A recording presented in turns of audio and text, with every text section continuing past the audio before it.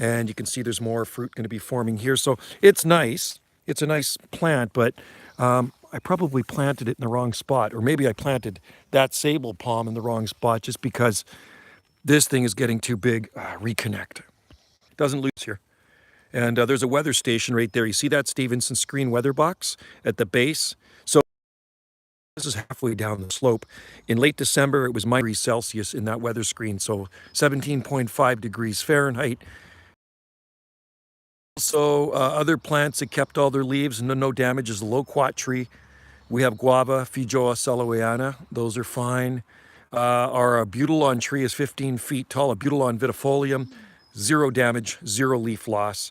And so these are pretty hardy, these Guatemalan cherries. And it's a pretty good sized cherry. I don't want to wander too far here because I'm too far from the modem and doing a live stream, it's going to die off. So I cut so much off of that. It was just crazy how big it was and how fast this thing grows. So, I mean, even as an ornamental, it's quite nice. And it doesn't really look like it should be evergreen, but it is evergreen.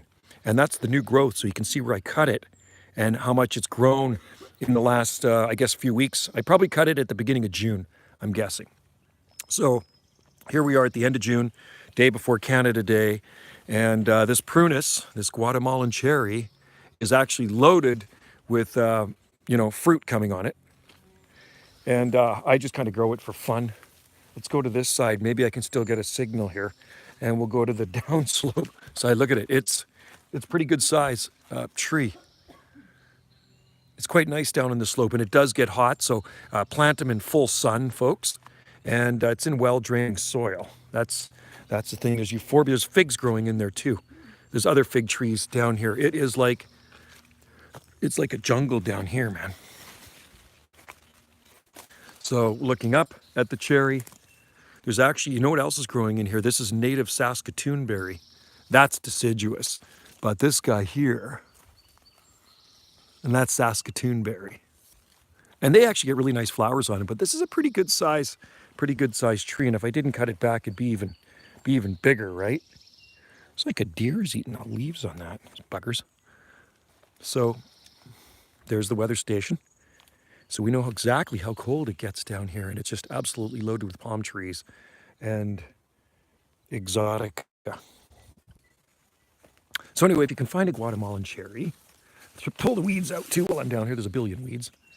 Try one in your own garden. They're very easy to grow and obviously hardy. I honestly don't know how cold hardy they are, but they're obviously hardy enough for this climate. Generally, this area of Salt Spring Island is Zone 9A.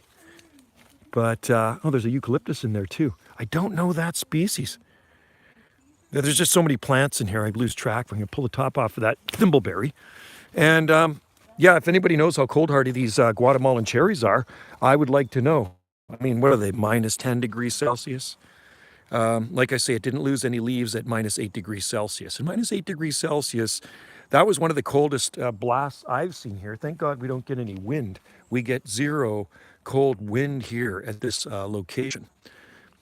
Higher elevations on Salt Spring, if you live on top of the mountains, you can get blasted by wind, but here, is there a deer down there? I think there's a deer down there, down on the bottom. So anyway, there it is. There's your update on the Guatemalan cherry, looking pretty darn good. And there's this stuff that grows everywhere too. This is the lemon balm. It's a weed, but it's actually really good for your tea, right? So you can use that in your tea. All right, thanks for watching. And check out more videos here on this channel. Cheers.